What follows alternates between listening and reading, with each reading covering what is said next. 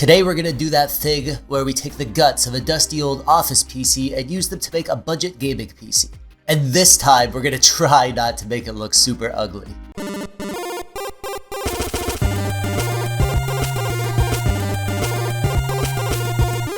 Oh, hi there. Hey, how you doing? I'm TechDweeb, welcome. So yeah, today we're gonna be talking about how you can make your own super cheap budget gaming PC out of an old office PC. Or like any old PC you have. Like if your grandma dies and you inherit her PC, might as well do something useful with it. Yeah, we can just slap a GPU in there and call it a gaming PC. But you and I both know that a gaming PC isn't a gaming PC unless it looks cool.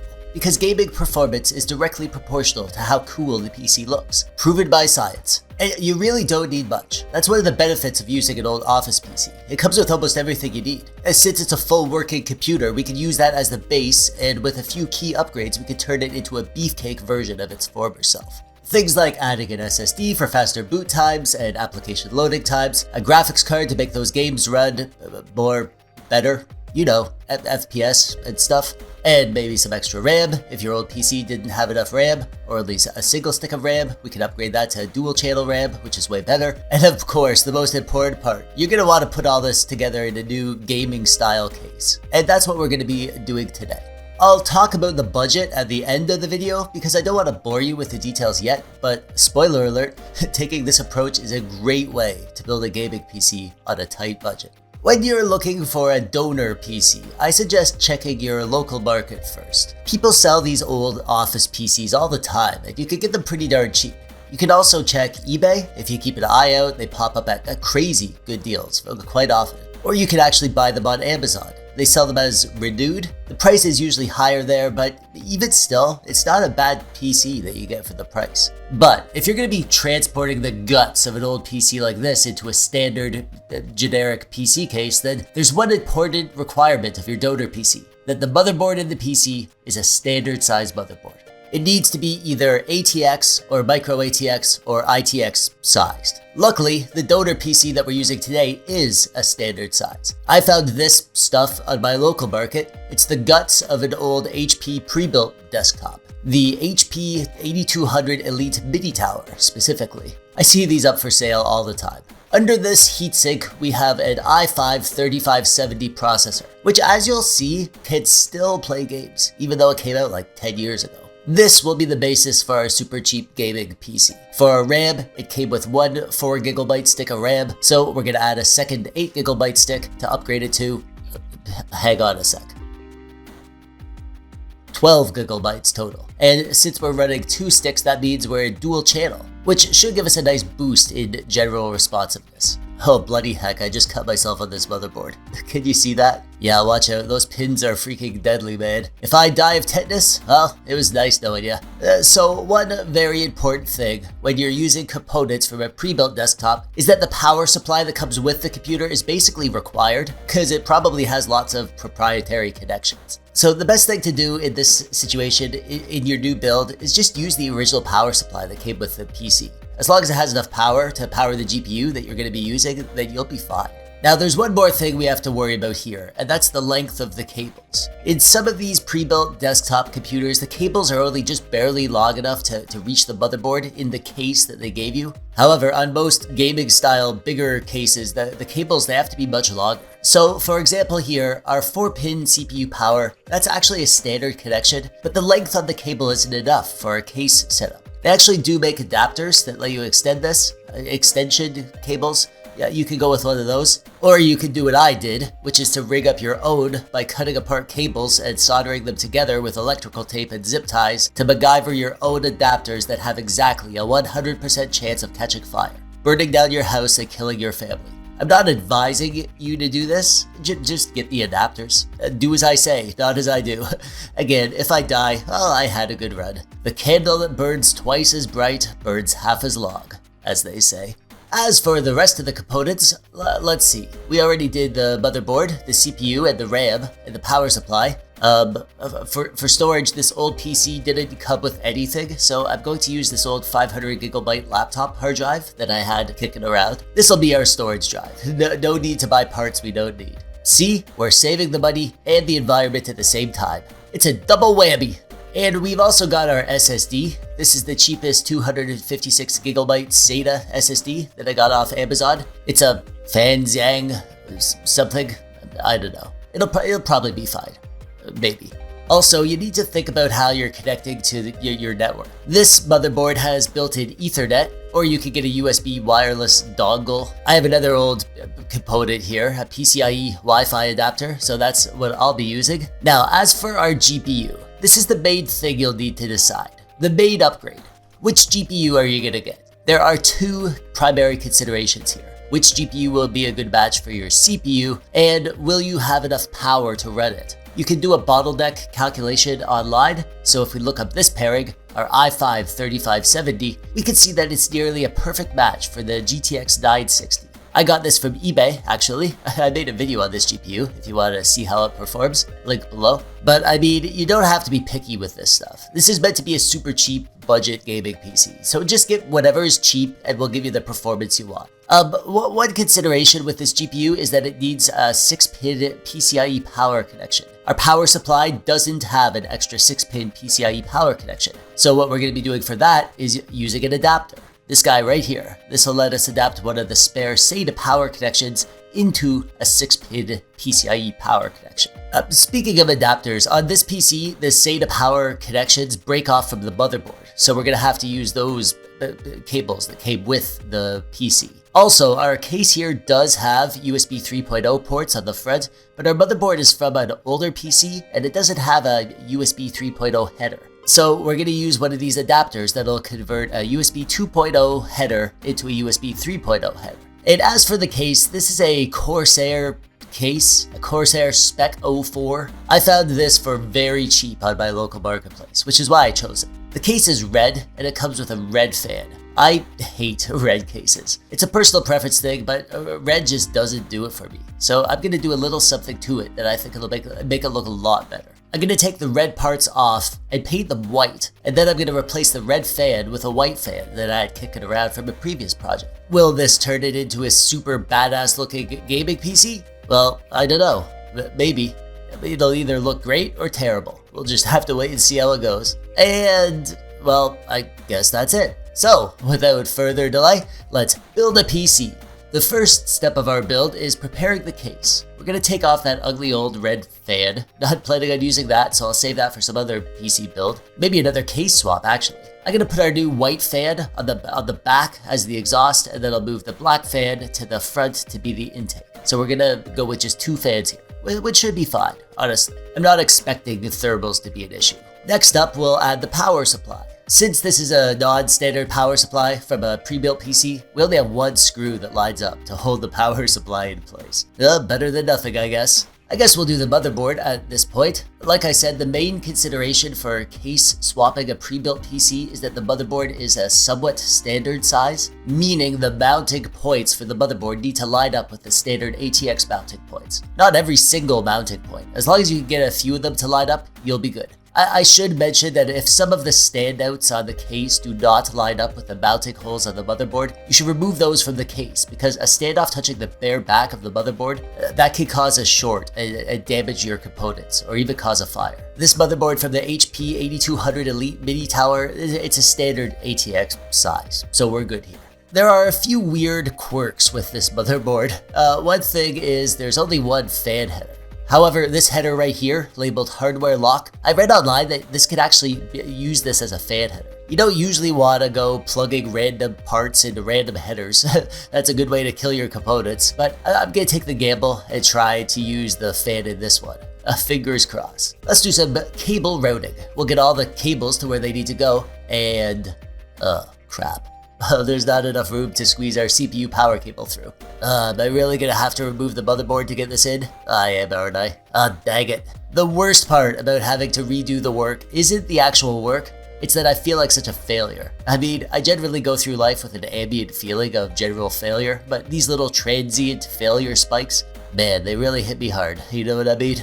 Alright, that's done, so let's plug in the rest of the plug-in bits. We have our non-standard 6-pin motherboard power, and this thing that it is labeled P2 power, whatever the heck it is. And of course our SATA power that comes off the motherboard. Here's that USB 3.0 connection from the case. Since we don't have this connection on our motherboard, we'll just use our little adapter to turn this into a USB 2.0 connection that we do have. When you're connecting up your front panel connections, like the power button, the easiest thing to do is just to find a pinout diagram. Just Google the name of your donor PC and the word pinout, and you'll find what you need. I never have problems finding it. Here's the pinout for this HP Elite 8200 for your reference, if you're following along at home. Alright, so my camera ran out of batteries at this point, and I lost the footage of the last thing I did here. What I did was I just ran the fan cable for the front fan through the case and brought it underneath the motherboard to plug into that hardware lock header that I explained before. It goes in like this, if you need to know, and also the front audio connection.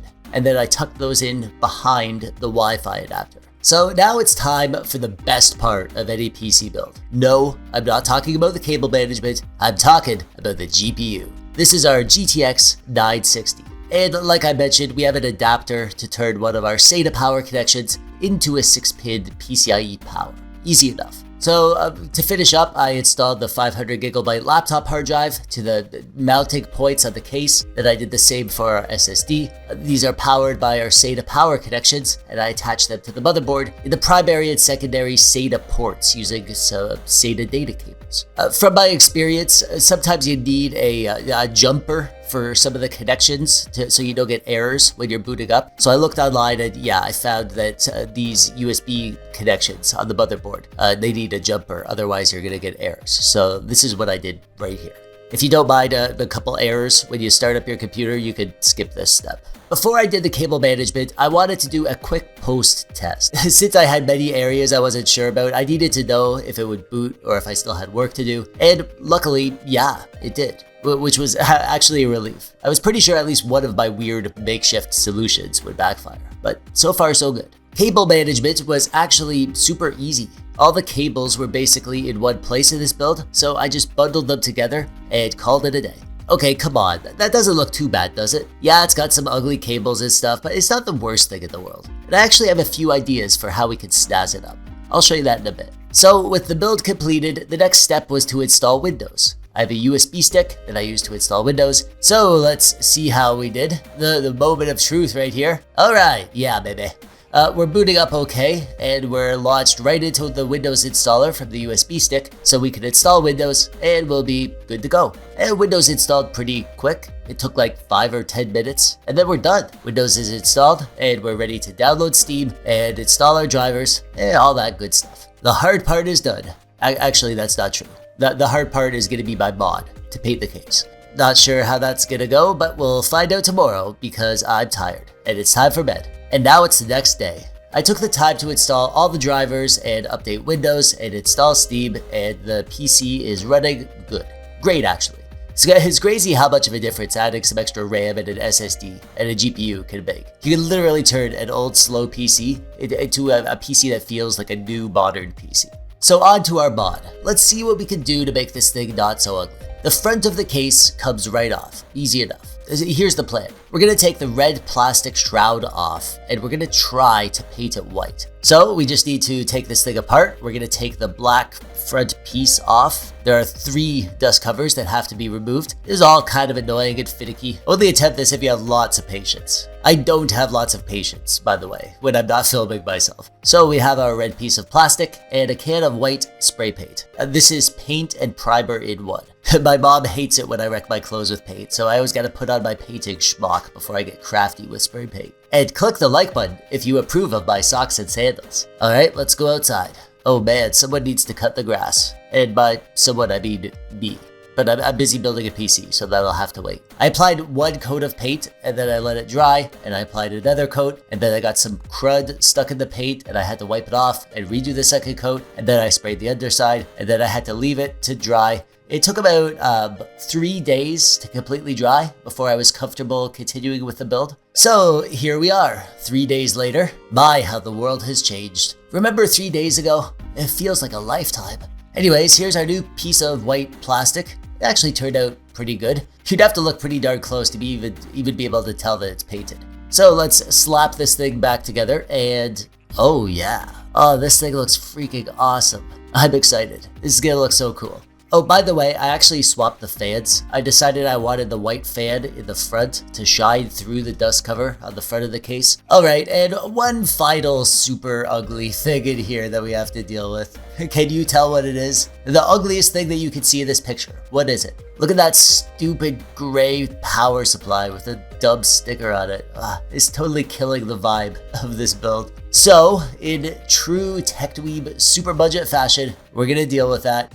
We're gonna make our own power supply shroud out of cardboard. Hang on, hear me out. If you got some nice cardboard, it can actually look pretty good. Adding cardboard to your PC is usually a no-no, what with the fire hazards and stuff. But with a power supply this week, I really don't see it being an issue. I mean, yeah, we could paint it or something, but like, this'll get the job done fine. So let's just be lazy and get this thing done already. And hey, look, there was actually a little clip in here to hold this power supply in place. So I can just shove our homemade shroud in there and it'll be held on nicely. No glue or tape required. And one more dumb little visual upgrade. I found a spare white PCIe 6-pin power cable, and this will add a hint of the white and black aesthetic on the inside. It's not much, but it's these little touches that add up to a decent looking PC. You gotta get creative when you're on a tight budget after all. Well, there it is. Black with subtle white accents. I'm pretty proud of this, but not gonna lie. I think it's pretty classy considering what we started with. And finally, the full specs for this build go like this. It's an i5-3570 processor with 12 gigabytes of DDR3 RAM, dual channel running at 1600 MHz, 2 gigabyte nvidia GTX 960, 256 gigabyte SATA SSD for our system drive, and a 500 gigabyte storage drive powered by a 240 watt power supply. The total cost of the build was $190. This might be the cheapest budget build that I've made on this channel. This is what you can do if you keep your eye on your local market and sniff out those deals. And it's not too shabby looking. Yeah, it took some work to get out the spray paint and the soldering iron and the scissors and cardboard. But like, come on, it's worth it, right? Alright, you've waited long enough. This was a super long build, but I really enjoyed doing it, and I hope you enjoyed watching it. So, with the build out of the way, it's time to see what this PC can do and play some games. What kind of gaming experience can we get for our sub $200 gaming PC? Well, a pretty darn good one, actually. Starting off, as always, with Shadow of the Tomb Raider, I was running at 1080p, and I actually chose to go with the medium settings here. We got 31 FPS on average. Our GPU was maxed out, and our CPU was not, so this means that we're entirely limited by the GTX 960. I'm going to mention this in all the games because I think with an older platform and a CPU like this, you will be held back in modern games. But the question is, by how much? Can you still use this CPU when paired with a GPU to actually play modern games? Now, this isn't a face-melting, super high FPS max settings setup or anything, but for the price, I think this is pretty good. This game runs at like 30 FPS on the consoles, so if you're sitting back on the couch with a controller, this will feel fine. And if you need more FPS, you can go down to the low settings or run with a lower resolution scale or something. This is how I'd play on this setup. I don't need crazy FPS to enjoy this game. For a sub $200 gaming PC, I think this is fine.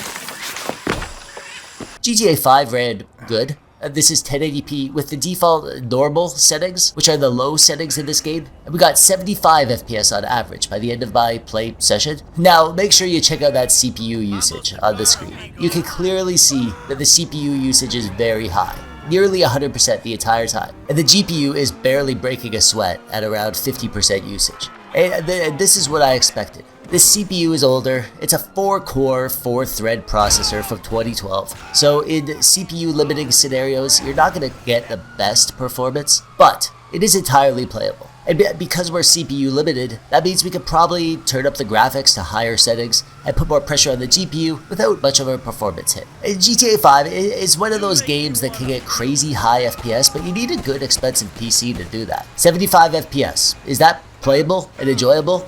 Well, heck yeah, it is. Can you think of a sub $200 gaming PC setup that'll give you this kind of performance?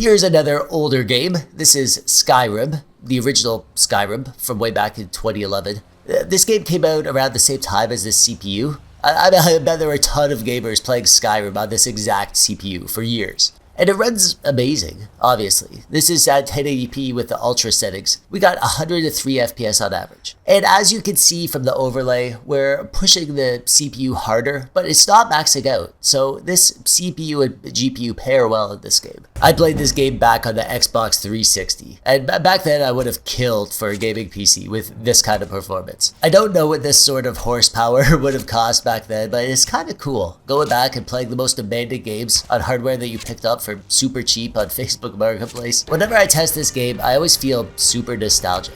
I played a ton of this game, like a ton. It feels like I freaking lived in this world for a period of my life. And whenever I play it, it sort of feels like coming home.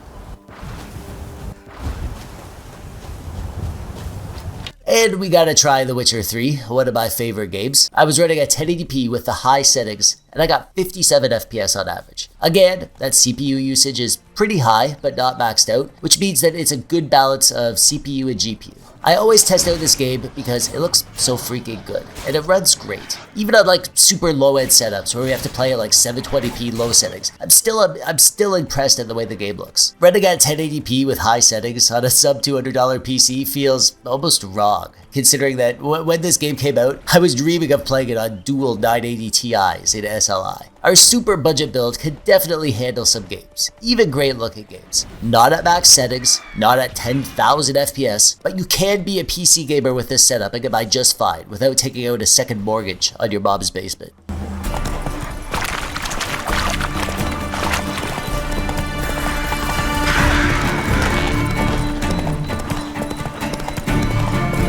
CSGO is a very CPU-bound scenario.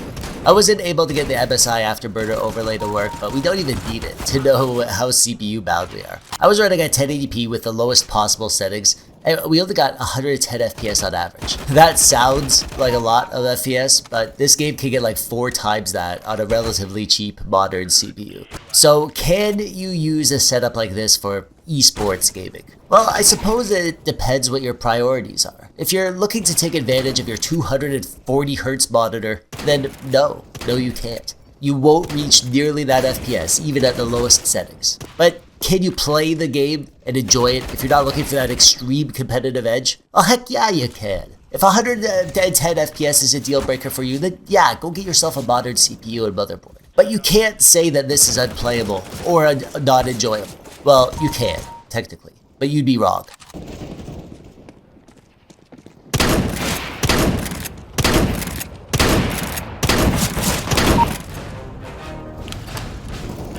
And of course, we gotta do the Cyberpunk test, the most demanding game, like, ever.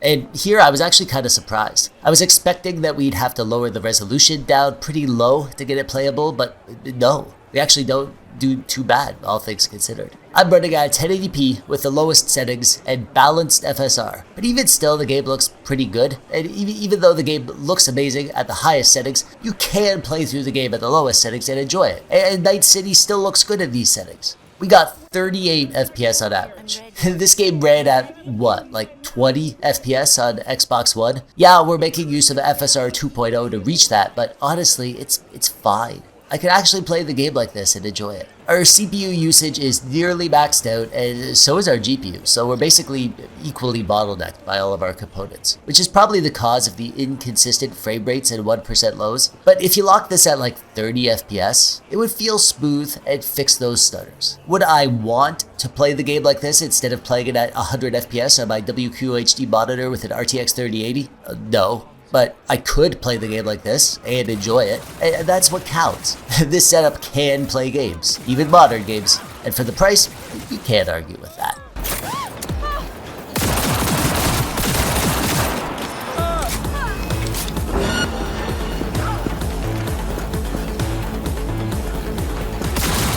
And that brings us to the end. I was actually surprised at how well we did with the benchmarks. I thought we'd suffer much more because of our old CPU, but we didn't do too bad, all things considered. And considering the price, this was a huge success, in my opinion. Well, I hope you found this video useful, or at least entertaining.